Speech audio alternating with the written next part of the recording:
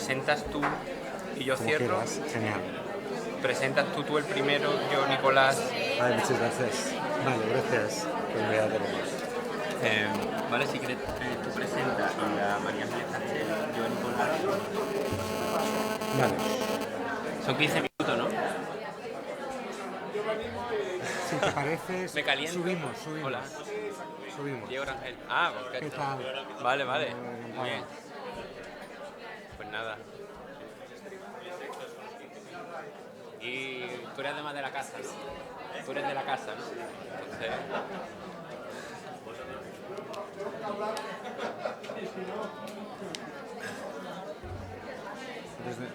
Si quieres, tú abres tú presentas María Ángeles, yo Nicolás, tú a Chambre y después, si quieres, tú presentas y cuando termine la discusión y yo cierro. Perfecto. Es que te iba a decir que lo que hemos comentado, si te parece, pues si se pasa, nos subimos. ¿Cómo? En estas charlas lo que han hecho es cuando se pasa el tiempo, nos subimos a la mesa. Ah, vale, Para sí. que vean que... Yo esta mañana, vamos, es que esto en realidad era mi jefe, ¿sabes? Mi jefe está debajo y me llamaron la semana pasada para sustituirle, que yo no, esto no lo tenía que hacerlo yo. Yo no lo he visto en todo el... Al final, yo creo, ¿no?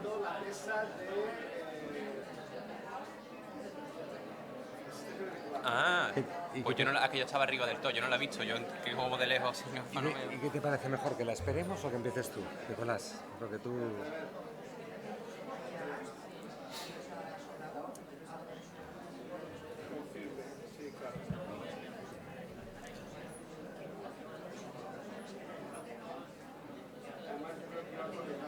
Sí, yo me he venido y quedaba la enfermera y quedaba discusión. Gracias, sí. Yo me he venido a la mitad de Manolo Gómez Bueno. Sí, total, aquí no hay cobertura, o sea que...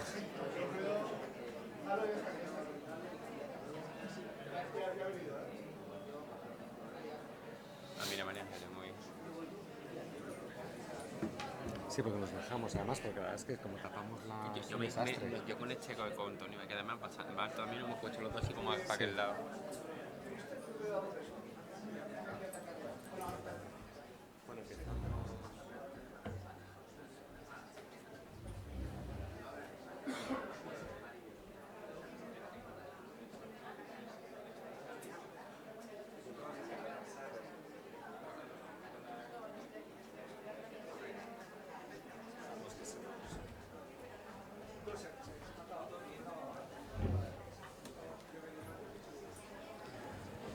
Bueno, muy buenas tardes a todos.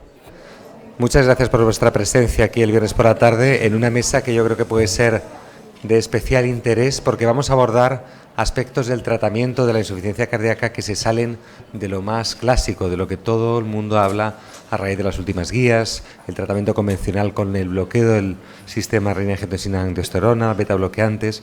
Existen efectivamente tratamientos que van más allá de la inhibición del eje neurohormonal y yo creo que vamos a tocar tres aspectos muy importantes a nivel respiratorio, a nivel de resincronizadores y a nivel de estimulación de los receptores los varoreceptores carotídeos.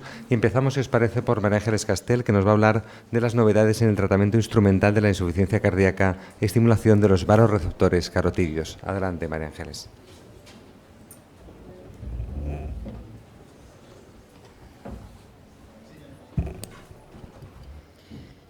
Buenas tardes. Muchas gracias a los organizadores de la sesión por invitarme a presentar esta charla. Voy a hablarlos de la estimulación de los receptores carotídeos como novedades en el tratamiento instrumental de la insuficiencia cardíaca. Para hablar de este tema, que es un tema realmente muy novedoso, tenemos que volver atrás en la fisiopatología de la insuficiencia cardíaca y recordar cómo comienza todo el síndrome de insuficiencia cardíaca, que si recordamos, en el momento en que se produce un fenómeno de bajo gasto, lo primero que se activa es la sensibilidad de los receptores situados en diferentes niveles de la aorta y de la carótida, que estos comunican con el sistema nervioso central a través del sistema autónomo por medio de neuronas aferentes, y comienza el círculo de la activación simpática con la estimulación de las hormonas noradrenalina y adrenalina, que inicialmente intentarán compensar esta situación de bajo gasto, aumentando la frecuencia cardíaca y la contractilidad ventricular, pero además harán una vasoconstricción periférica con un aumento de la tensión arterial periférica y también tendrán su efecto sobre el riñón que denota el bajo gasto con la estimulación de la renina y ya comienza el segundo ciclo de activación neuronormal con el sistema renina-angiotensina. Este es el comienzo del síndrome que nos va a llevar a un círculo vicioso que todos conocemos en el que el aumento de la actividad neuronormal va a condicionar un aumento de resistencias periféricas con una disfunción ventricular que va en aumento, que juntamente con la retención de sodio, de líquido y el aumento de presiones, pues va a causar el círculo vicioso del cual saldremos con dificultades. Entonces, solo recordaros también pues, que en un corazón normal el aumento de la poscarga, manifestado como un aumento de las resistencias periféricas o de la tensión arterial, se compensa inicialmente o provoca solamente una disminución ligera moderada del gasto cardíaco. Sin embargo, en un paciente con insuficiencia cardíaca, en un ventrículo que está debilitado, el ligero aumento de la poscarga ya desde el primer momento pues, significa una disminución del gasto cardíaco fundamental. Por lo tanto, la poscarga es muy nociva al gasto cardíaco, que disminuye pues, muy exponencialmente con este cambio. Esto respecto al sistema simpático, a la activación del sistema simpático, que ya conocemos muy bien porque hemos aprendido a tratarla, pero el sistema simpático es el 50% del sistema vasovagal, de lo que es el imbalance autonómico que se produce en pacientes con insuficiencia cardíaca. Si os fijáis bien, en un paciente normal tendríamos un balance entre el sistema simpático y el parasimpático. Sin embargo, en un paciente con insuficiencia cardíaca, el sistema simpático estaría muy activado y el sistema parasimpático equivalentemente estaría desactivado o tendría muy poca emisión. Entonces, hasta ahora no hemos prestado apenas atención a lo que pasaba con este sistema parasimpático, pero sabemos ahora, por estudios también animales, que los receptores del sistema parasimpático en el corazón están upregulated, lo cual nos indica que realmente hay una disminución de la actividad parasimpática en los corazones disfuncionantes, aparte de la sobreactivación del sistema simpático. Entonces, realmente es muy importante en este tipo de pacientes tratar la sobreestimulación, que es lo que estamos haciendo con betabloqueadores. Pero ¿qué pasa con el sistema parasimpático? ¿Cómo podemos hacer que este desequilibrio? ¿Cómo podemos estimularlo? Y es donde se han enfocado últimamente pues, diferentes estrategias terapéuticas para estudiarlo. El sistema nervioso autónomo es muy conocido. Los nervios parasimpáticos que afectan al corazón se encuentran a nivel fundamentalmente del nervio vago, y los nervios simpáticos, que tienen la activación simpática del corazón, se encuentran a nivel espinal del T1 al T5. Entonces, hay una revisión que está hecha sorprendentemente por electrofisiólogos que tienen más interés en lo que son los dispositivos cardíacos, aunque sean para pacientes con insuficiencia cardíaca, en los que hacen un resumen bastante bueno, lo más actual posible, de lo que es los esfuerzos que ha habido en investigación y en experiencia clínica con la neuromodulación en pacientes con insuficiencia cardíaca.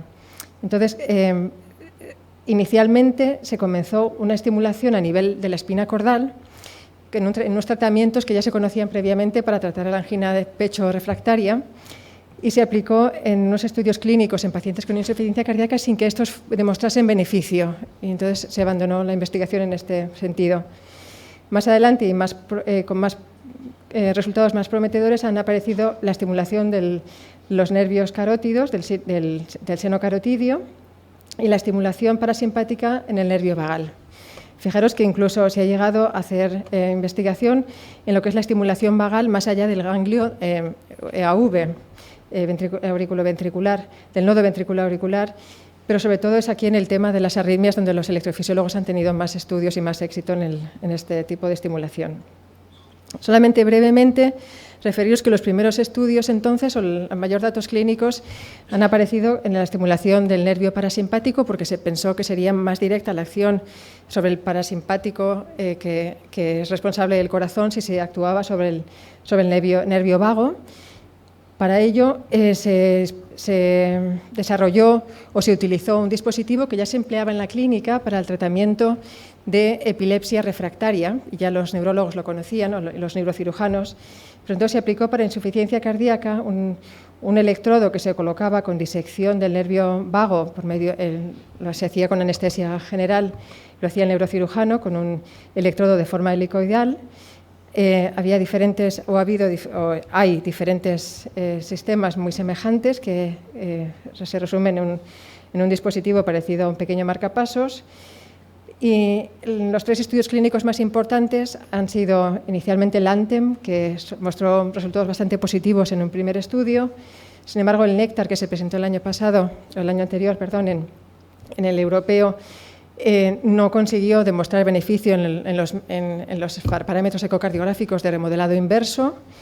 Y ya hace pocas semanas el Innovate HF realmente dio un batacazo a esa terapia porque fue la terapia que había incluido más pacientes, fijaros, con más de 700 pacientes, y no consiguió realmente demostrar un beneficio en la hospitalización o en la mortalidad en pacientes con insuficiencia cardíaca.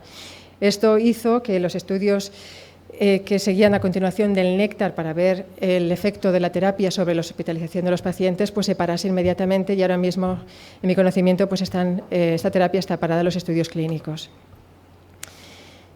Por tanto, ha aparecido más interés en lo que es la terapia, la estimulación del sistema parasimpático a través de la estimulación de los varoreceptores.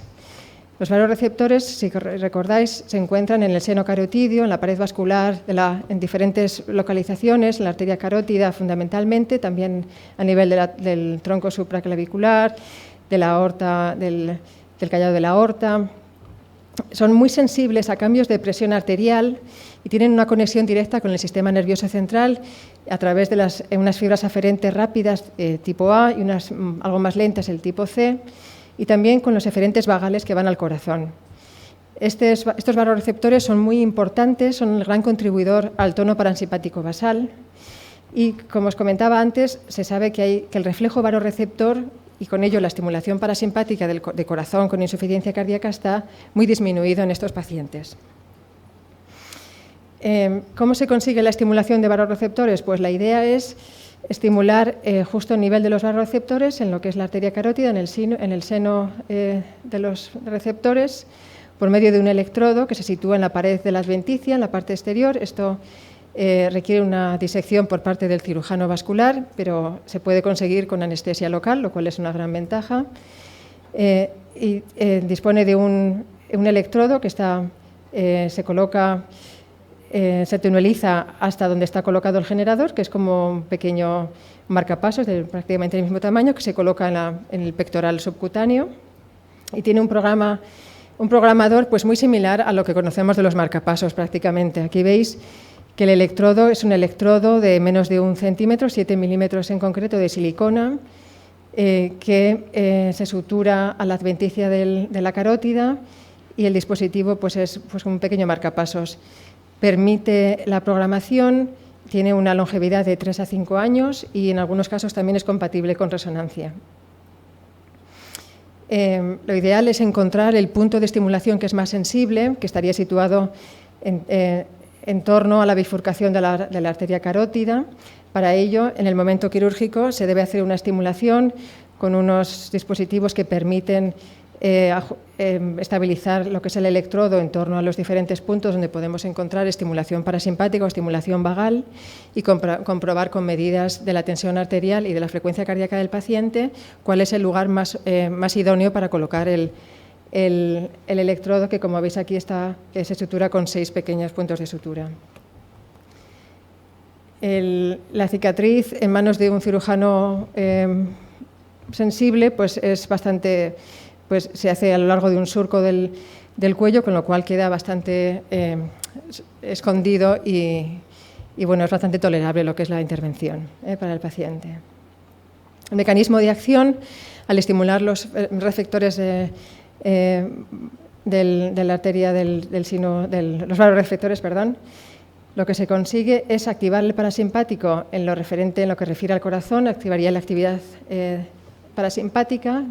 Esto lo veríamos reflejado como una disminución de la frecuencia cardíaca, pero también disminuiría la actividad simpática, con lo cual tendríamos también cierto efecto sobre lo que son los efectos simpáticos del corazón, lo que son la ritmogénesis, y disminuiría la acción simpática también, que hemos comenzado hablando sobre lo que es las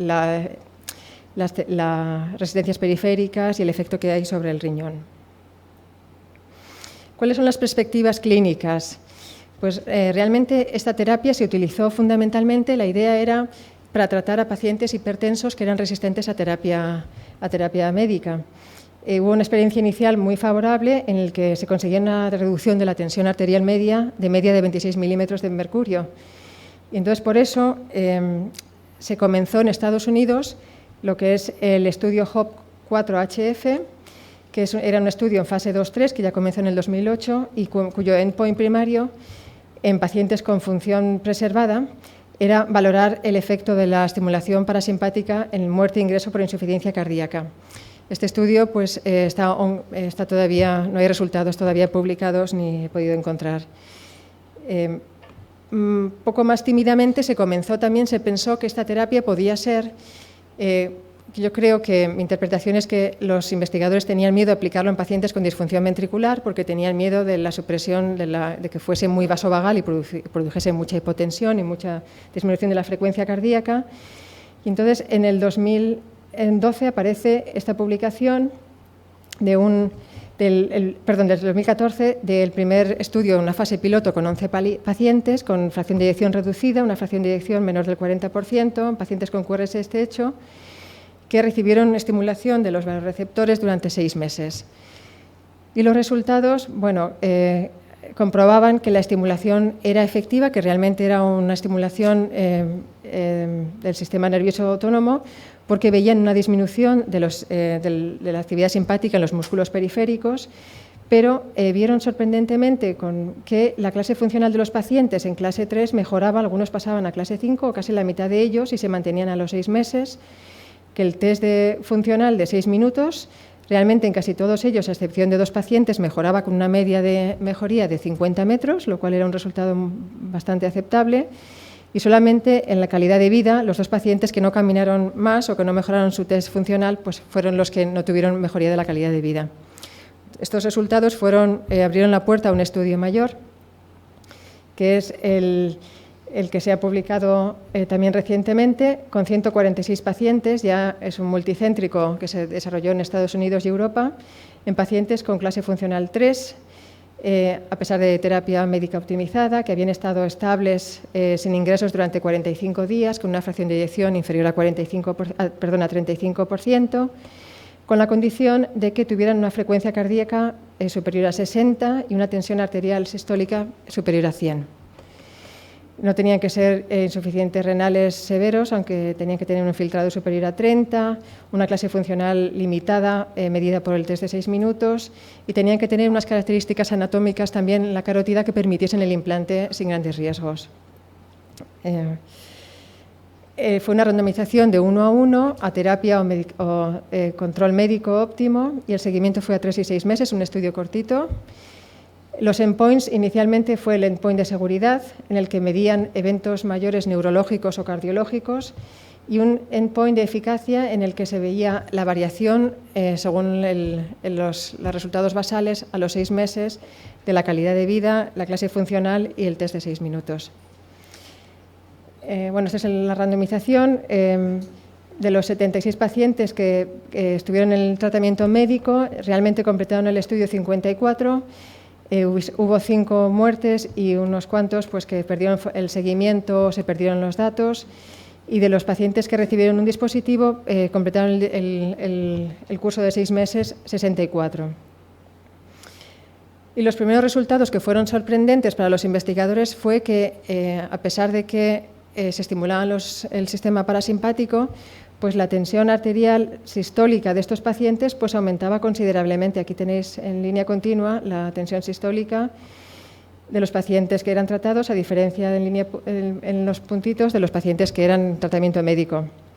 En la tensión diastólica no causaba ninguna variación y lo que es la presión de pulso también mejoraba en estos pacientes a los 6 meses. O sea, el tema tan temido de que pudiese producir una hipotensión, pues en esta serie más amplia, pues no, al contrario, veían los efectos contrarios. Respecto a los resultados de seguridad, pues realmente 97% o más de 97% estaban libres de eventos neurológicos o cardiovasculares mayores. Se registraron 11 complicaciones relacionadas al sistema o al procedimiento, que fueron 2 hematomas, 2 bradicardias y una arritmia auricular, una hipotensión solamente en todos los pacientes, un empeoramiento por insuficiencia cardíaca, un neumotórax y una neuralgia cervical, y otros un poco más variopintos como una retención urinaria o una infección urinaria. Y los resultados de eficacia pues, mostraron que a los 6 meses el 55% de los pacientes que estaban en el grupo del dispositivo mejoraban su clase funcional en comparación del 24% en el grupo control. El test de caminata de 6 minutos mejoraba en casi 60 metros en el grupo tratamiento, a diferencia del grupo control, que se quedaba prácticamente igual. Y en la calidad de vida, aquí había una disminución de la puntuación, significa que tenían mejor calidad de vida que los pacientes que incluso empeoraban un poquito en el grupo control. También, aunque no estaba contemplado en los endpoints primarios, veían una mejoría del BNP, del NT-proBNP, no veían cambios en la función renal y veían ecocardiográficamente una ligera tendencia a la mejoría de la fracción de eyección. También se evaluó la hospitalización, aunque no estaba previsto el estudio para esta evaluación, y comparando los días de ingresos previos en los 6 meses previos al implante y 6 meses después, pues vieron que había una reducción significativa de hospitalizaciones en número de días, pero que no podían ver una diferencia entre los dos grupos porque en el grupo que recibió el dispositivo realmente era un grupo un poco peor, que tenía ya previo al estudio más días de ingreso por hospitalización por insuficiencia cardíaca antes que el control. Entonces tampoco estaba diseñado el estudio específicamente para mirar este punto. Se hizo un subanálisis posterior porque se incluyeron pacientes con resincronización y entonces se vio que había un porcentaje equiparable en ambas ramas de pacientes que habían tenido varoestimulación y llevaban una resincronización y pacientes que no llevaban resincro. Y vieron con mucha sorpresa que los pacientes que no eran resincronizados, o sea, los que no tenían un resincronizador, mejoraban considerablemente más en todos los aspectos, en la calidad de vida, en el test de 6 minutos, en el BNP y en la fracción de eyección, prácticamente en todos, a diferencia de los que tenían un ACRT. Veis, por ejemplo, que los pacientes tenían casi una mejoría de 90 metros en el test de la caminata, a diferencia de los pacientes con resincronizador, que apenas caminaban 16 metros más. Por tanto, bueno, aquí otra vez más gráficamente demostrado pues que los pacientes, si solamente se concentraban en la mejoría en los pacientes que no llevaban resincronización, era mucho más evidente que la varoestimulación era más productiva en pacientes que no llevaban resincronizador que en los que estaban resincronizados. Y esto llevó al estudio que se presentó ahora en la Europea de Insuficiencia Cardíaca, que es un estudio más ambicioso en el que se van a incluir 450 pacientes y el endpoint, aparte de corroborar el endpoint de seguridad de los eventos mayores neurológicos y cardiovasculares, pues busca un endpoint de eficacia y sobre todo de valorar el efecto de la estimulación de los vasoreceptores en los ingresos por insuficiencia cardíaca y la mortalidad cardiovascular. En este caso, la inclusión de los pacientes es semejante a la anterior, a excepción de que los pacientes no llevarán resincronización y que deben tener una clase funcional 3. ¿Y qué es lo que dicen las guidelines? Pues como siempre van un poquito más detrás de los resultados que se van publicando, pero ya empieza a hacer una tímida notificación sobre que la terapia de la modulación del sistema nervioso autonómico puede ser una cosa a tener en cuenta, a pesar de que las publicaciones que refieren son del 2014 y no han tenido en cuenta las últimas publicaciones. Por tanto, yo me atrevería a concluir pues, que la neuromodulación mediante estimulación de vasoreceptores se perfila como una terapia prometedora en pacientes con insuficiencia cardíaca y disfunción ventricular, sobre todo porque los primeros resultados muestran datos muy prometedores en lo que es la mejoría de la clase funcional y la mejoría en las pruebas funcionales y de calidad de vida, y que posiblemente pueda ser un target en esos pacientes que tenemos con clase funcional 3 que no terminan de mejorar y que podemos aportarle pues, algo más a la terapia convencional. Eso es todo. Muchas gracias.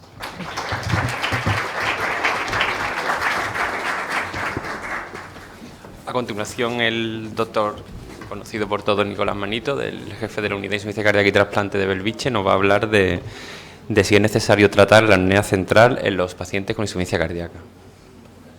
Perfecto, muy bien. Pasador, muy bien. Buenas tardes, muchas gracias a la sección para haberme invitado a hablar de un tema que para mí no deja de ser importante y, por otro lado, digamos, no deja también de ser un gap en evidencia en la insuficiencia cardíaca y donde los cardiólogos todavía tenemos mucho que aprender y mucho que avanzar. Si tengo que responder a la pregunta ya estaría dicha como un sí, evidentemente, porque ya en las guías del 2012 se consideraba que estos pacientes que tenían apnea del sueño o trastornos respiratorios del sueño tenían que ser tratados. Y la pregunta era con qué tenían que ser tratados y, sobre todo, preguntaban si todas estas terapias que lo que tratan es de aumentar la presión positiva durante el ciclo respiratorio, mayoritariamente CPAP o servoventilación, podía ser útil. Pero antes de entrar un poco en conocimiento, quizás la base de todo es saber qué es exactamente un trastorno respiratorio del sueño. Y esto sencillamente se trataría de aquellas situaciones donde hay un periodo de hiperventilación o de hiperapnea seguido de una fase de no respiración, de apnea o de una hipoapnea, que significaría realmente una respiración muy superficial.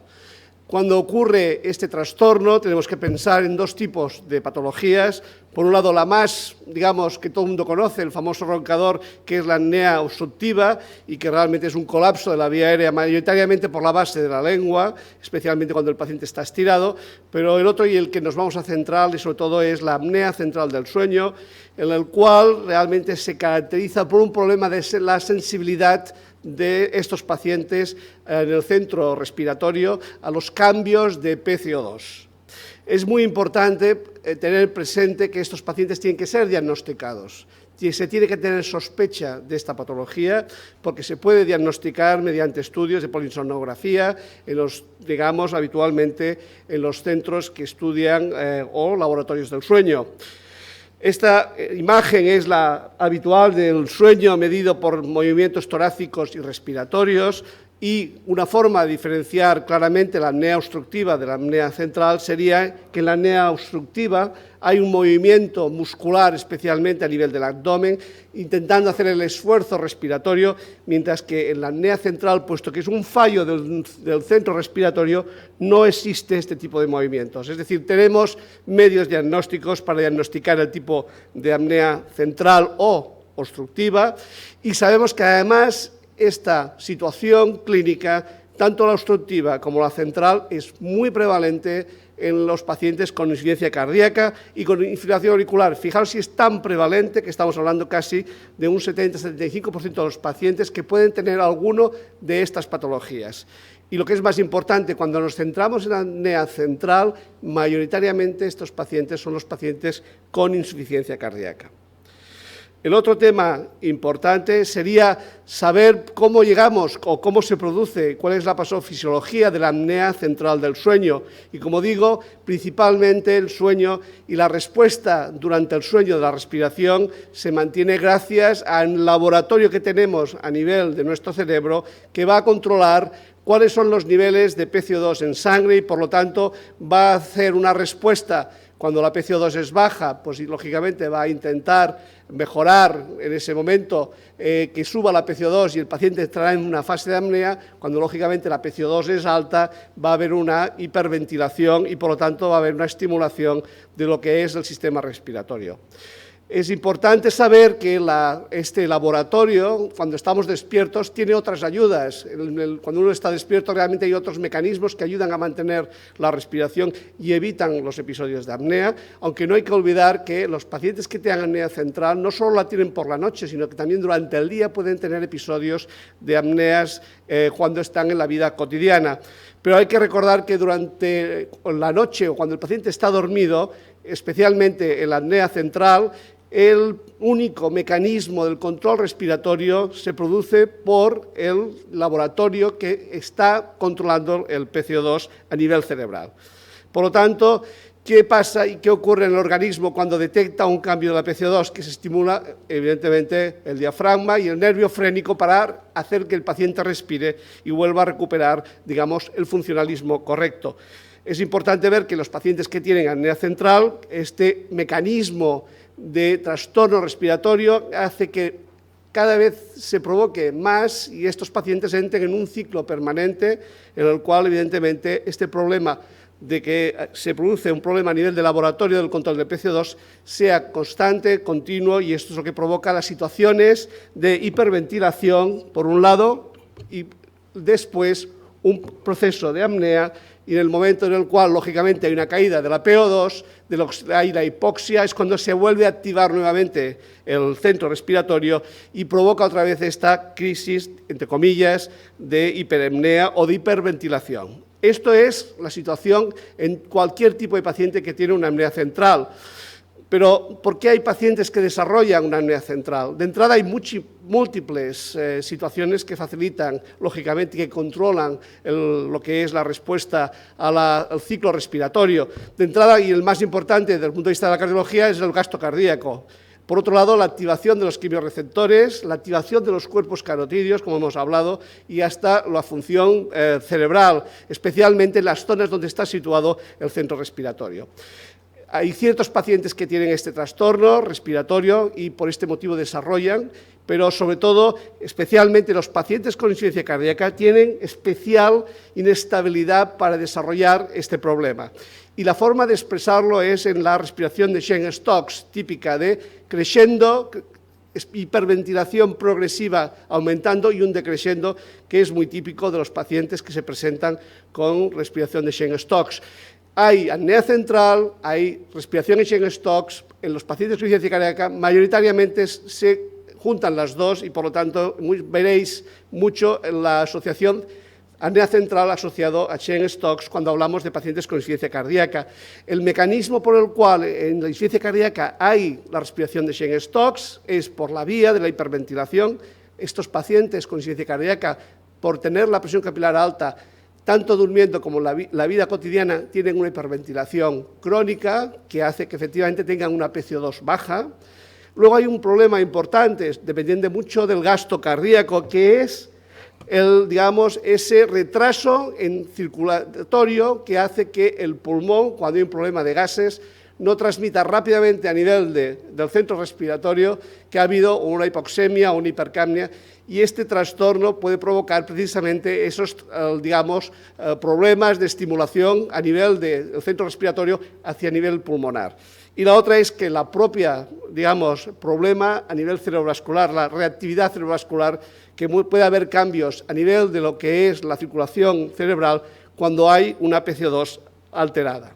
Por lo tanto, los pacientes con insuficiencia cardíaca desarrollan Cheyne-Stokes y este problema, cómo impacta desde el punto de vista de lo que es la estructura cardíaca y el funcionalismo cardíaco. De entrada partimos de que estamos hablando de pacientes con insuficiencia cardíaca que tienen patología estructural, son pacientes que tienen infartos de miocardios, miocardiopatía dilatadas, hipertensión, etc.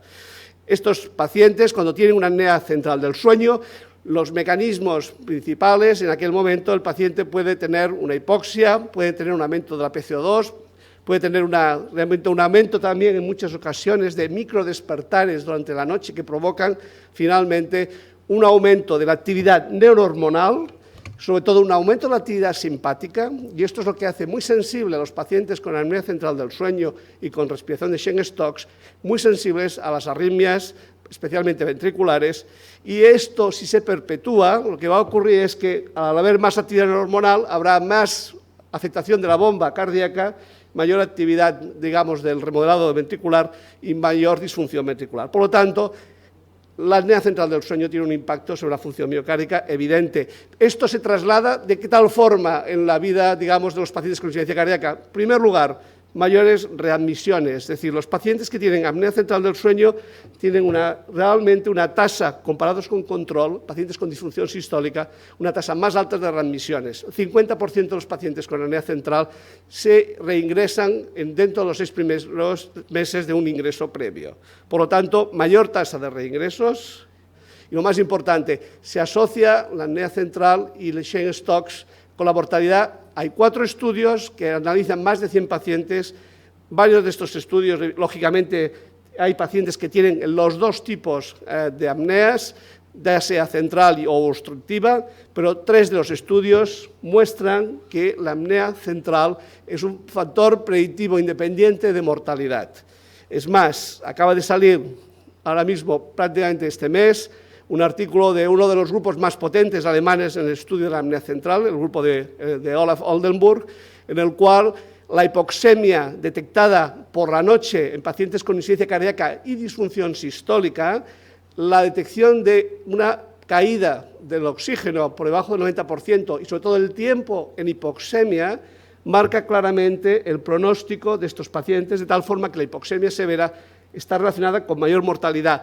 Y dentro del diagnóstico de estos pacientes, aquellos pacientes que tienen apnea central en rojo, a su vez son los que tienen también una mayor mortalidad. Por lo tanto, la hipoxemia es un marcador de riesgo importante de mortalidad y, por lo tanto, claro que hay que evidentemente plantearse que hay que hacer un tratamiento.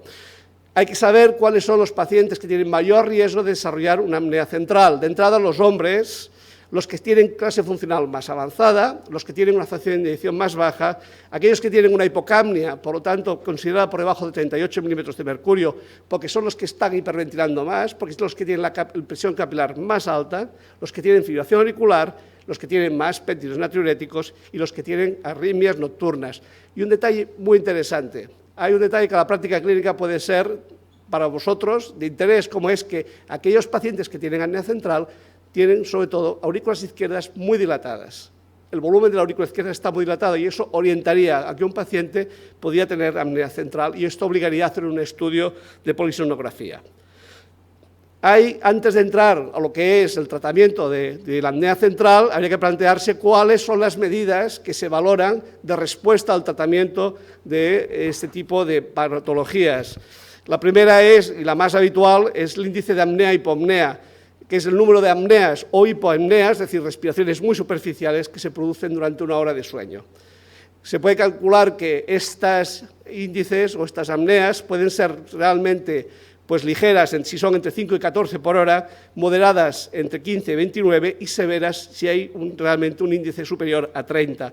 También hay otros parámetros que son interesantes, como el índice de apneas centrales, para diferenciarlas de las apneas dependiendo de una obstrucción, el índice de despertares, contra más despertares hay o microdespertares por la noche, mayor actividad simpática, mayor riesgo y también, evidentemente, el índice de saturación del oxígeno.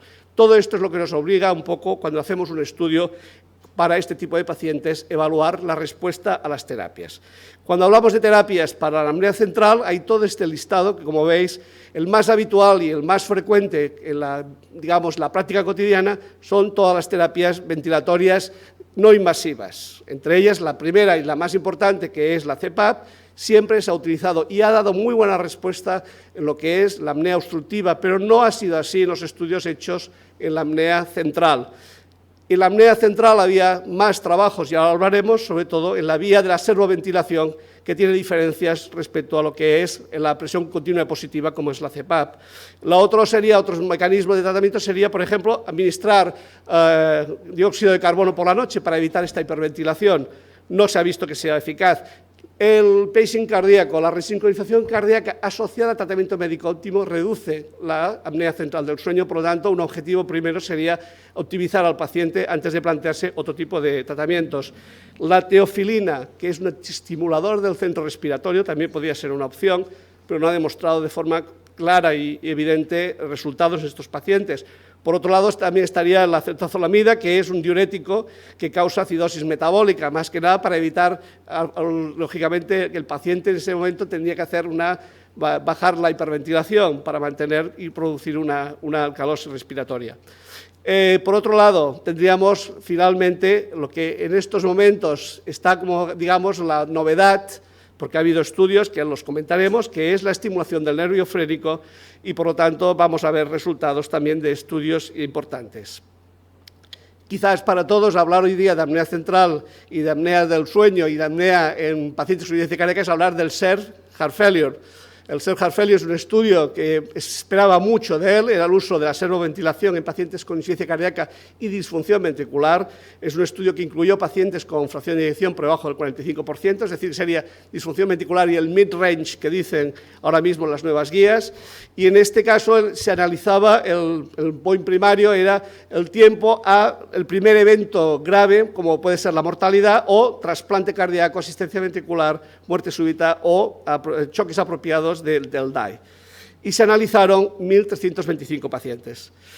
Lo sorprendente, y todo el mundo quedó, digamos, en shock cuando se presentó el año pasado, el Self-Heart Failure en el europeo, por parte de Martin Cowie, en el cual el endpoint primario, digamos, fue neutro, no hubo ningún efecto desde el punto de vista del endpoint primario, pero lo más sorprendente es que la servoventilación en pacientes con apnea central e insuficiencia cardíaca aumentaba la mortalidad cardiovascular en un 34%. Realmente los resultados fueron impactantes. En el New England, Martin Cowie se pregunta ¿por qué ha sido esto? La primera explicación sería que probablemente el hecho de aumentar la presión, digamos, dentro de lo que es el área pulmonar, el área torácica, puede provocar, especialmente en pacientes que están con presiones capilares bajas, problemas de gasto cardíaco, probablemente hipotensión, y esto puede desencadenar, evidentemente, una causa de muerte. Y otra explicación muy interesante es que probablemente la respiración de Cheyne-Stokes o la apnea central podía ser un mecanismo compensador para que el paciente, digamos, no evolucione más. Y esta es una de las explicaciones. Curiosamente, efectivamente podría ser una de las explicaciones porque cuando se miraron los subgrupos del SER-HF, aquellos pacientes que tenían menos episodios de respiración de Cheyne-Stokes, menos del 20%, realmente la servoventilación era efectiva. Por lo tanto, aquellos pacientes que tenían más episodios de respiración de Cheyne-Stokes eran los que peor iba la servoventilación. Es más, se hizo un subestudio y aquellos pacientes que no habían ingresado por insuficiencia cardíaca, es decir, los que estaban más estables, eran a los que peor les iba la servoventilación. Y si os recordáis, ya decía yo que los pacientes de mayor riesgo son aquellos que están más avanzados y que están más sintomáticos. A explicaciones, recomiendo, hay realmente varias literaturas de Michael Naughton, que es el que más sabe del tema, y realmente hay muchos mecanismos realmente que pueden ser positivos de los Cheyne-Stokes, y ahí está el tema realmente todavía abierto. Y empezaba con el gap en evidencia en las diapositivas del 2012 de las guías europeas, y en el 2016 volvemos a tener en los gaps en evidencia, en las comorbilidades, sigue estando el tratamiento de lo que es los trastornos de las respiratorios del sueño. Y lógicamente, lo que es el tratamiento con servoventilación en pacientes con insuficiencia cardíaca y fracción de eyección reducida, en este caso por el aumento de la mortalidad cardiovascular, y a partir del estudio SERS Heart Failure Trial, no está recomendado.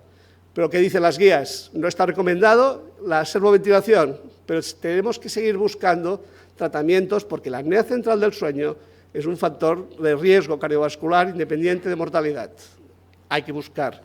¿Tenemos, digamos, novedades? Sí que hay novedades, y aquí estamos precisamente hablando de hoy de una serie de líneas de tratamiento que pueden ser muy interesantes, y aquí estaría la estimulación del nervio frénico, con un sistema que es un sistema neuroestimulador, es un sistema que utiliza una estimulación unilateral del nervio frénico, y lo que intenta es restaurar la normal respiración durante el sueño de los pacientes. Es totalmente implantable, recuerda prácticamente un marcapasos, como hemos visto anteriormente, este sistema de detección y de control, y aumenta la precarga cardíaca, pero reduce la presión venosa central y mantiene el gasto cardíaco. No produce, digamos, trastornos hemodinámicos considerables en estos pacientes. La forma de implantar el sistema es, se hace, como ya se puede imaginar, es como un sistema, como un resincronizador cardíaco. Lo implantan en un laboratorio de electrofisiología, el paciente está sedado y se buscan digamos, dos venas que pueden ser útiles y que están tocando prácticamente al nervio frénico. Una de ellas sería la vena pericardiofrénica izquierda, que estaría a este nivel, y la otra sería la vena brachiocefálica, que estaría en el lado derecho. Como veis, aquí es donde se podría poner uno de los, digamos, cables y un electrodo que sería el electrodo estimulador, y habría un cable que sería detector para poder ver si realmente es efectivo.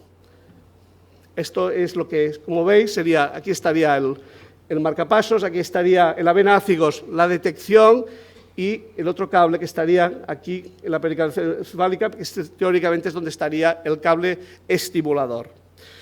Por lo tanto, una vez aplicada esta terapia, sería mucho más fisiológica, porque haría prácticamente lo mismo que hace la respiración normal, es decir, un descenso del diafragma por estimulación, a diferencia de las técnicas de presión positiva en las cuales se aumenta la presión intratorácica. Esta es la forma de actuar. En los estudios iniciales piloto se vio que esta terapia realmente reducía las apneas centrales y el índice de apnea y hipopnea de forma significativa, y esto es muy importante porque reducía también todos los microdespertares y las arritmias ventriculares.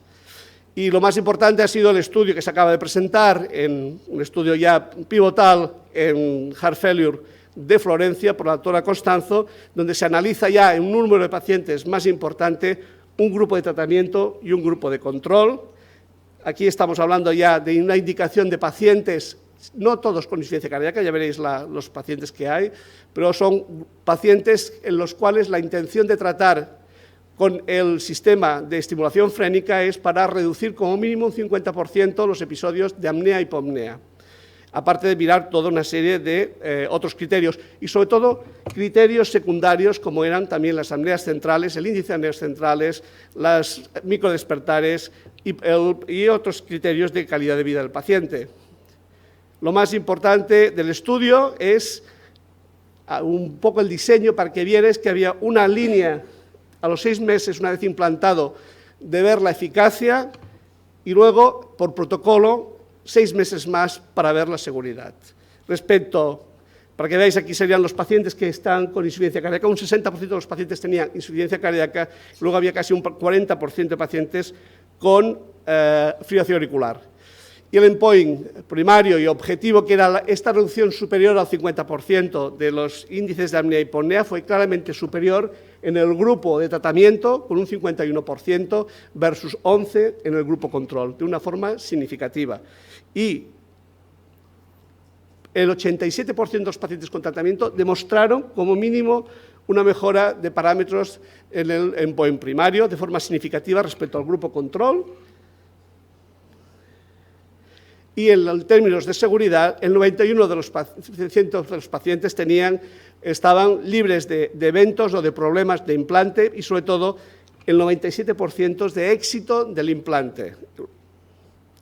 Y finalmente, en lo que era criterio de por protocolo y de orden jerárquico de respuesta a la estimulación frénica, había una reducción significativa de los que son el índice de apneas centrales, el índice de apnea y hipopnea, el índice de despertares, el mejor sueño REM, mejor Patient Global Assessment y mejor, digamos, reducción de episodios de hipoxemia, todos ellos de forma significativa respecto al grupo control. Por lo tanto, yo creo que la conclusión final es que estamos delante de una patología que es muy frecuente en la insuficiencia cardíaca, que no está bien diagnosticada, tenemos que tener índice de sospecha, que realmente estos pacientes van a presentar, muchos de ellos, respiración de Cheyne-Stokes, y que tenemos que tener bien evaluado esta respuesta, que es un predictor, la apnea central, de mal pronóstico, que la situación de apnea y hipopnea en estos pacientes lo que está generando es una respuesta neurohormonal y hemodinámica que lógicamente lesiona y provoca insuficiencia cardíaca, que hemos visto que lo que es la servoventilación no es eficaz y no se recomienda a las guías en estos momentos, y que actualmente tenemos un sistema transvenoso que estimula el nervio frénico y que ofrece realmente es una novedad, es factible, es seguro y sobre todo tiene un abordaje fisiológico en la respuesta a la apnea central. El estudio pivotal yo creo que muestra muy buenos resultados y tenemos que esperar a próximos resultados, y os podría decir que ya en España ya se ha implantado el primer, digamos, estimulador frénico en Madrid, y yo creo que ya digo, es una novedad en el futuro para nosotros. Gracias.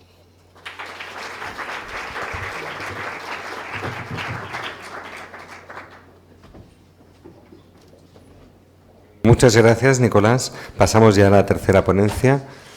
El doctor José Manuel Rubín, de aquí de Oviedo, nos va a comentar nuevos métodos para optimizar el tratamiento resincronizador.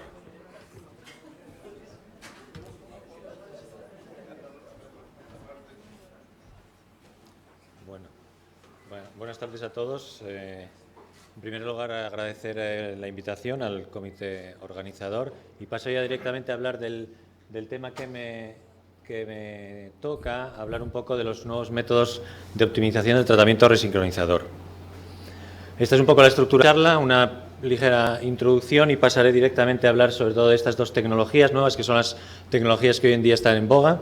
Son la estimulación multipunto y la optimización automática del intervalo AV y VV.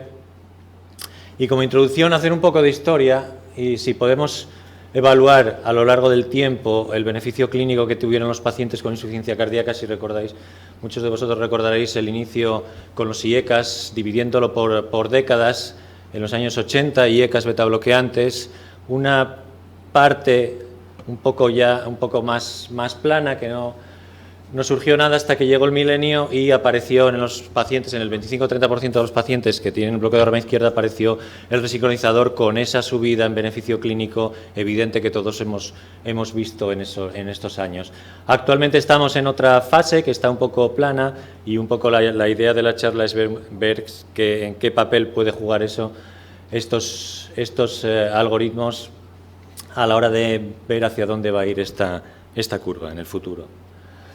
No es ninguna novedad si les digo el beneficio que ha generado el implante de resincronizador, empezando por endpoints blandos al principio, aumentos de DPDTs, fracciones de eyección.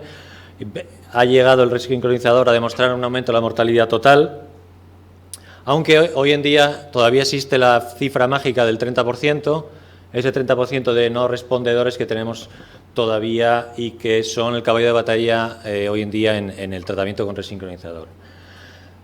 ¿Cómo podemos mejorar estos no respondedores? Podemos plantearnos el implantarlos solo a los que mejor responden. ¿Quiénes son los que mejor responden? Los que tienen un bloqueo de rama izquierda, sobre todo cuanto más ancho mejor, dilatadas no isquémicas, ritmo sinusal, implante donde queramos nosotros, no donde podamos, y que tengan otros parámetros mejor dicho, que carezcan de otros parámetros que impiden la mejoría. Eso nos plantea una disyuntiva, que es dónde tenemos el límite para mejorar ese 30%. El límite es biológico, o sea, nos podemos plantear, podemos echarle la culpa al paciente y decirle, el paciente, hemos llegado a un límite, no podemos seguir más, el 70% es aceptable, o tenemos un límite científico, la culpa es nuestra, no tenemos el suficiente criterio clínico todavía, ni científico, ni tecnológico suficiente como para poder abordar este 30%, que, bueno, es... ya digo que más bien estoy a favor de la segunda opción, y eso es lo que se plantearon en este estudio, un estudio clásico de Mullens y colaboradores, publicado en el 2009, en el que evaluaron a 75 pacientes no respondedores. Quisieron ver por qué no respondían estos pacientes y les hicieron un seguimiento estrecho que consiguían una visita clínica, una analítica, el electro, radiografía de tórax y un ecocardiograma. Y vieron las posibles causas por las que no respondían. Entre las posibles causas había causas que eran del dispositivo, como por ejemplo una ausencia,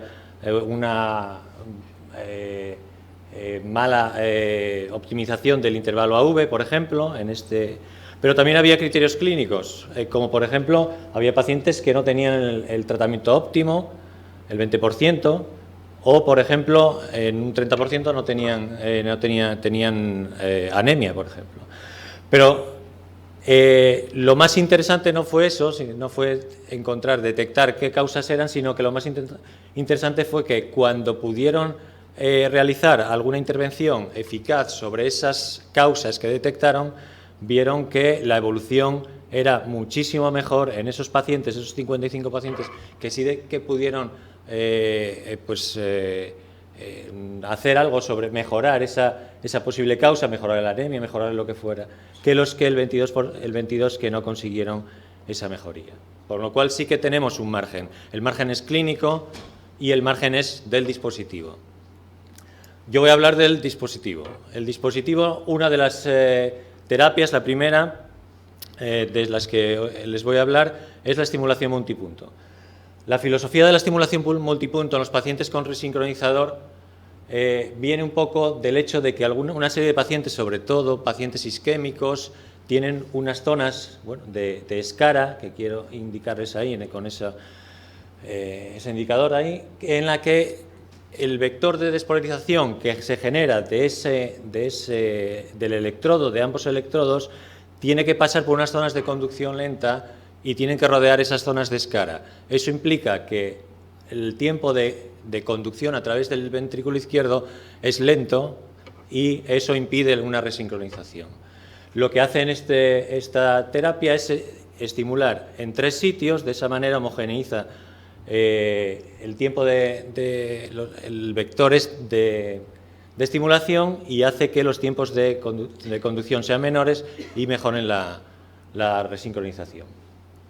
Hay 2 formas de hacer esto, que es metiendo 3 electrodos o haciendo que uno de los electrodos estimule en 2 puntos distintos.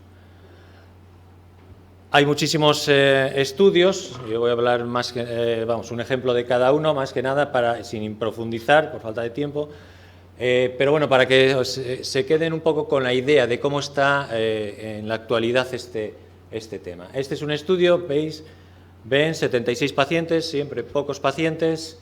En este caso son 2 electrodos en el ventrículo derecho y uno en el ventrículo izquierdo, publicado hace un mes. Tasa de eventos a lo largo del tiempo, la curva de Kaplan-Meier, ven que no hay diferencia entre el grupo de resincronización normal al grupo de triple electrodo, con un seguimiento a los 6 meses que no detectó cambios en ningún parámetro ecocardiográfico y hubo que esperar a los 12 meses para ver un beneficio en la fracción de eyección, sin detectar beneficios a otro nivel. Al revés, 3 cables, pero uno en el ventrículo derecho y 2 en el ventrículo izquierdo, un estudio más clásico de Leclerc en pocos pacientes, volvemos a tener pocos pacientes, con comparación en estimulación convencional versus triple cable y volvemos a ver que hay una mejoría en parámetros ecocardiográficos, fracción de eyección, diámetro telesistólico, volumen telesistólico, pero no hubo diferencias clínicas, no hubo diferencias en grado funcional ni en test de 6 minutos, por ejemplo. La tercera opción, que es ese electrodo que es capaz de estimular en 2 puntos, también volvemos otra vez a más o menos la situación, pocos pacientes, 44, randomizados, eso sí, a estudio convencional multipolar. Son 2 estudios de la misma serie, publicados en años distintos en la misma revista. Estos son los resultados agudos, en los que sí que se ve que la estimulación multipunto mejora los parámetros agudos, tanto de volumen sistólico, fracción de eyección, trabajo sistólico, de PDT máxima, como en el seguimiento a 12 meses, en el que se ve que se mantiene la mejoría en la fracción de eyección y en el volumen telesistólico del ventrículo izquierdo. Pero volvemos a notar la ausencia de una mejoría en el grado funcional o endpoints más duros en estos pacientes. Esa es una de las terapias. Paso a comentar la segunda. La segunda terapia, que está más en boga hoy en día en resincronización, es el ajuste automático de intervalos AV y VV. ¿De qué premisas partimos a la hora de plantearnos este tema? La primera de ellas, en las guías clínicas, todos sabéis que se recomienda un ajuste de los intervalos AV y VV en pacientes no respondedores. No se recomienda directamente a todos, pero sí en los pacientes no respondedores. Por otra parte, el ecocardiograma pues prometía mucho en este campo, pero tiene su hándicap, que es que en primer lugar dispone de múltiples métodos. Cuando existen múltiples métodos, quiere decir que no hay ningún método perfecto, y eso es lo que ocurre. Además, consume recursos, sobre todo tiempo de ecocardiografista, y además hay una importante variabilidad inter-observador. Por otro lado, otra premisa a la hora de plantearse este problema es que los intervalos AV y VV de los pacientes óptimos son muy variables, varían con muchos parámetros, con la frecuencia cardíaca, el tono vagal, el ejercicio, el tiempo de evolución, como veis aquí el intervalo AV con el tiempo o el VV, la anchura del QRS y muchas variables, lo que hace que sea muy complicado conseguir una optimización continua de estos parámetros. Lo que hacen las casas de dispositivos es adoptar los métodos y los resultados de distintos estudios de optimización que se han ido realizando y los incorporan en algoritmos que diseñan expresamente de esos estudios que se han realizado.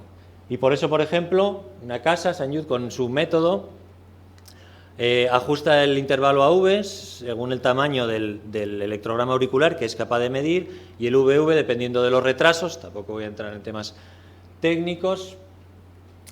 Tiene su estudio, todas las casas tienen su estudio. Lo que ocurre es que como veremos, hay diferencias en los resultados. El estudio Freedom, con nada menos que 1.647 pacientes que randomizaron a optimización por su algoritmo o estándar. Con un seguimiento de 12 meses, el endpoint es el score de Packer, que es un score en el que los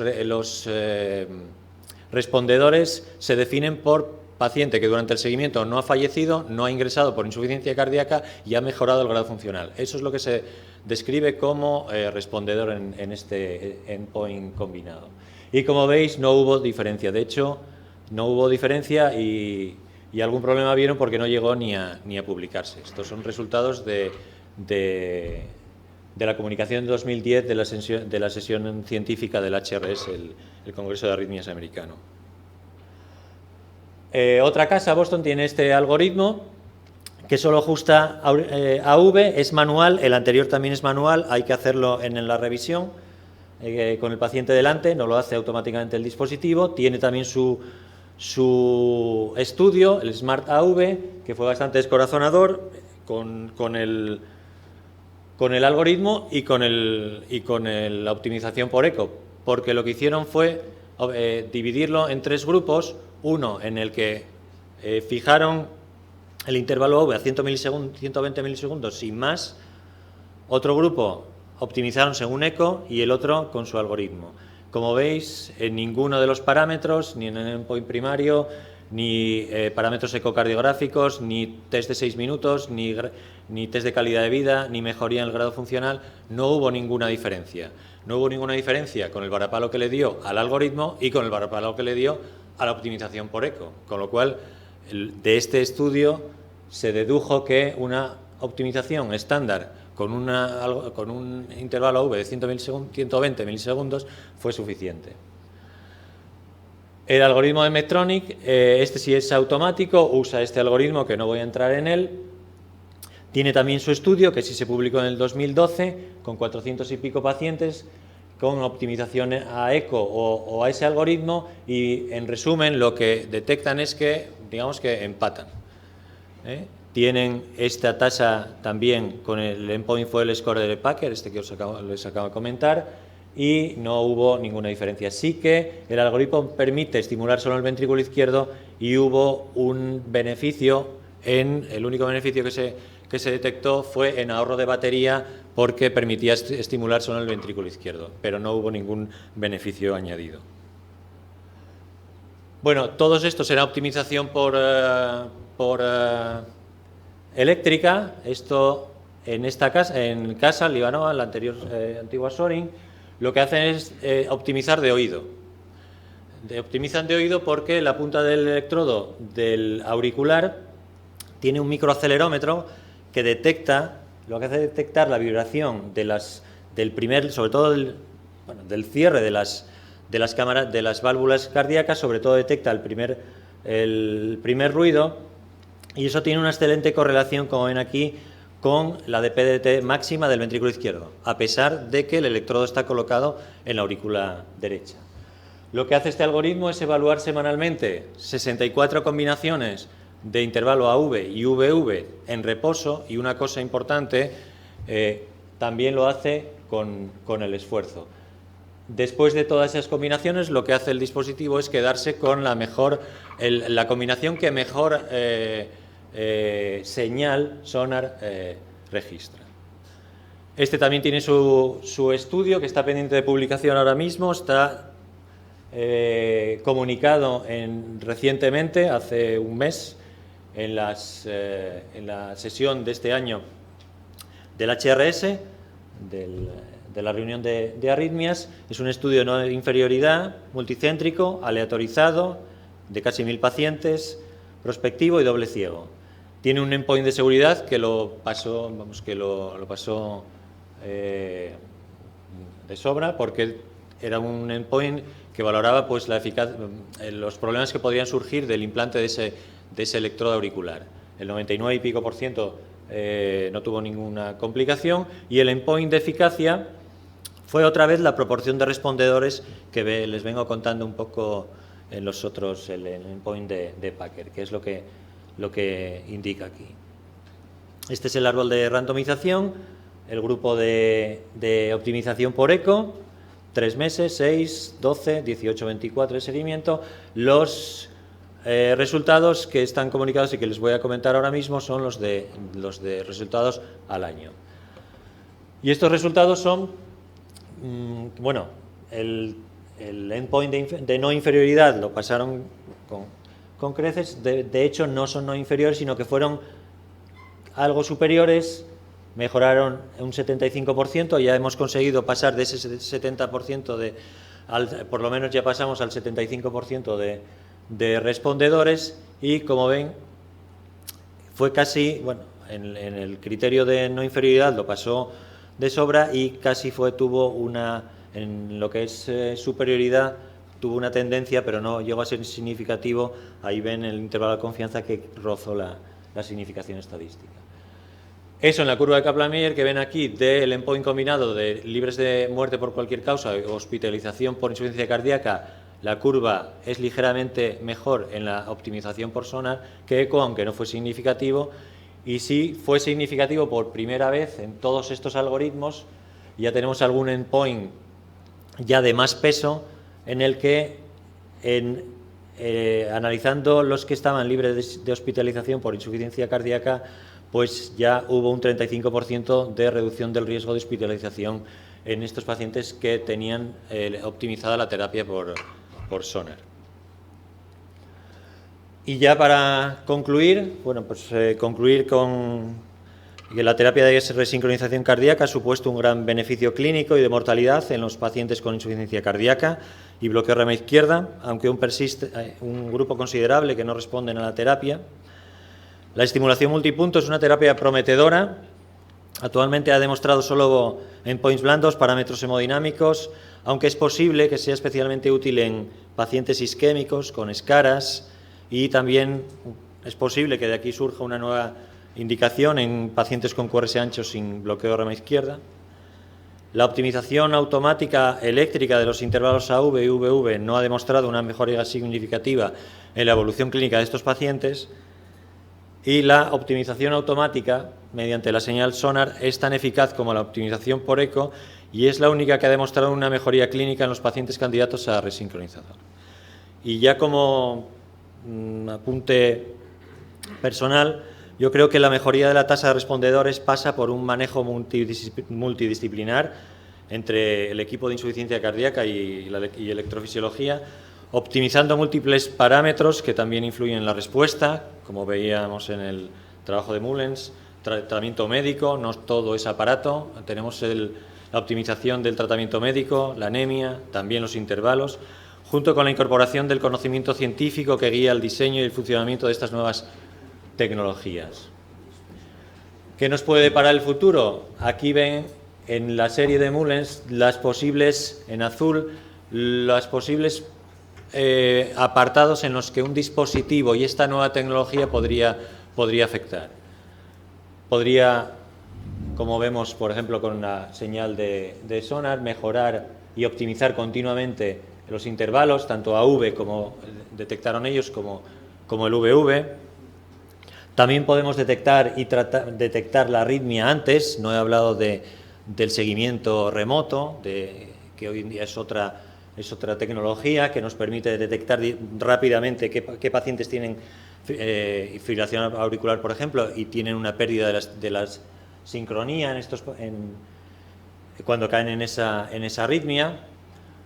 Pueden hacer que, por ejemplo, lo que hoy en día es un emplazamiento subóptimo del electrodo no lo sea tanto, porque tenemos un dispositivo que continuamente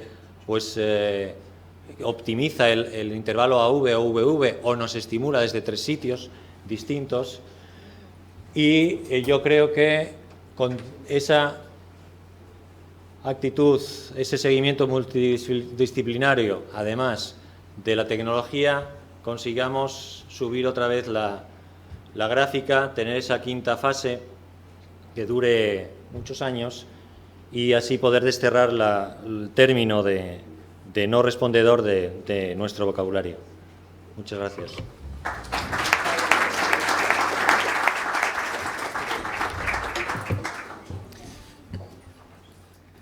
Muchas gracias. No hemos comido la discusión, entonces vamos a dar oportunidad. Si queréis una pregunta del público, si alguien quiere hacer algún comentario, una pregunta a los ponentes. Pues nosotros nos gustaría hacer una y que nos contestaran brevemente, Ramón. Bueno, una muy rápida, simplemente si les pasas el micrófono, 30 segundos cada uno. María Ángeles, ¿en qué situación está ahora la investigación de Barostin en España? Es decir, ¿qué grupos hay o como tú que conoces muy bien la terapia? Nicolás, mañana en la consulta, ¿qué hacemos con el tema respiratorio? Es decir, ¿es tan prevalente? ¿Los mandamos a neumología? ¿Qué orientación nos puedes dar? Y respecto a la resincronización, pues quizá también el abordaje práctico. ¿Qué tiene que hacer entonces con todos estos datos el médico desde la consulta de insuficiencia cardíaca? ¿Puede dar algún mensaje a la unidad de arritmias o a día de hoy son las unidades? Implantes de determinado tipo de electrodos ya se pueden en los laboratorios de arritmia, están disponibles esta tecnología. 30 segundos cada uno. En España hasta ahora no se ha implantado ningún dispositivo de baroestimulación, pero nosotros estamos pendientes de poder hacerlo dentro de poco. Creo que otro centro también está en disposición o tomando medidas. Y en el estudio randomizado España no participa, que es un poquito pena, pero nos hubiera gustado. Bueno, de entrada, en la apnea obstructiva es fácil de detectar, buen tratamiento, yo creo que es fácil de detectar. La apnea central se comenta que el perfil de riesgo es el listado que he hecho antes, sobre todo pacientes con IC avanzada, especialmente aquellos pacientes, por ejemplo, que tienen reingresos repetidos, sería uno de los criterios, o un empeoramiento a pesar del tratamiento médico óptimo. Estos pacientes son los que probablemente se consideraría que son candidatos a estudiarlos. Evidentemente, todos aquellos pacientes también que ya sea por la familia o por la pareja, que diga hace apneas o hipoapneas nocturnas y por lo tanto lógicamente hay que enviarlo a un laboratorio de polisonografía y estudiar a estos pacientes. Bueno, yo creo que hoy en día, planteándonos en un servicio, en un mundo ideal, un servicio ideal, yo creo que tenemos suficiente entre la tecnología que nos apoya y conocimiento científico como para poder optimizar mucho mejor los pacientes. Optimización que yo abogo porque sea multidisciplinaria. Yo creo que estos pacientes tienen que ser seguidos por una unidad de insuficiencia cardíaca, colaborando estrechamente con electrofisiología, teniendo unos endpoints en el que se plantee pasar a electrofisiología cuando no lo cumplan, por ejemplo, algo tan sencillo como paciente que ingresa por insuficiencia cardíaca que tenga un resincronizador tiene que pasar por revisión con el resincronizador, o por ejemplo, o que no, parámetros muy sencillos. Eso debería pasar directamente a esa optimización cuando tengamos ya un dispositivo que optimice y que tenga evidencia científica suficiente, como ahora parece ser, por ejemplo, el sonar, dejarlo siempre programado. Y ante cualquier paciente que podamos pensar en que eso es valorarlo en cada unidad, que lo determine de la manera que quiera, pero que podamos pensar que es un no respondedor, siempre optimizar desde los dos puntos de vista, optimizar el tratamiento, optimizar exactamente un poco lo que hizo ese trabajo clásico de Mullens. Muy bien, pues muchas gracias, felicitaciones a los ponentes y muchas gracias a todos por vuestra atención.